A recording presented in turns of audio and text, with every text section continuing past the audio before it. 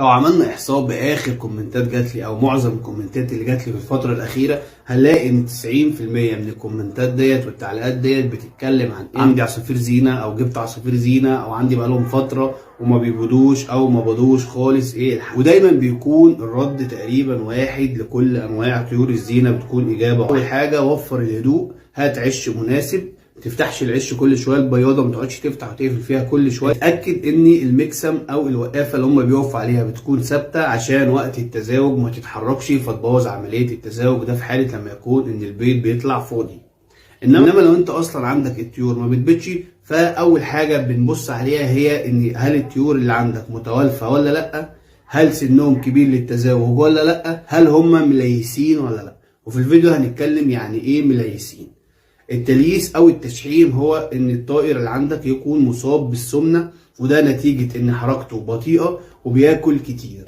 انت بتديله اكل بيزود السمنه وبيزود جسم العصفور بالدهون اللي ملهاش لازمه، ومع ان هو قاعد ما بيتحركش كتير بيبتدي العصفور يسمن، وبالتالي المكان اللي بيبيض منه العصفور بيتملي دهون وشحم فما بيقدرش يبيض، فعشان كده ممكن يقعد عندك سنين وما يبيضش وما تبقاش عارف ايه. علاج التلييس ايه؟ علاج التلييس اول حاجه بنجيب خل تفاح، ويفضل يكون الايطالي او الاسباني لانه انضف انواع الخل.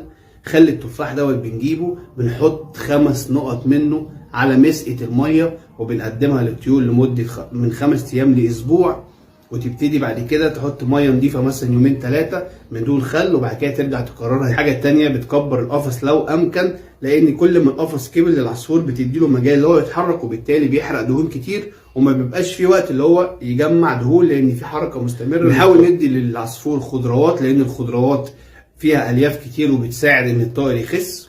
بنمنع البلكم في الفتره بتاعه العلاج، وبنأكل دنيبة فقط. بالطريقة دي وفي وقت قليل عصافيرك هتبيض وهتنتج وهتشوف أحلى إنتاج. لو أنت عايز معلومات أكتر عن موضوع التلييس أو علاج التلييس أو الوقاية منه، كل ده هتلاقيه في فيديو مخصوص عشان التلييس والتشحيم عند الطيور، هتلاقينا عاملينه على قناة اليوتيوب. سهل جدا تكتب طيور روماني على اليوتيوب أو تدوس على الصورة بتاعتي ديت هتلاقي اليوتيوب، هتخش وتدور على الفيديو اللي بعنوان علاج التلييس والتشحيم عند الطيور، هتلاقي كل المعلومات اللي أنت محتاجها.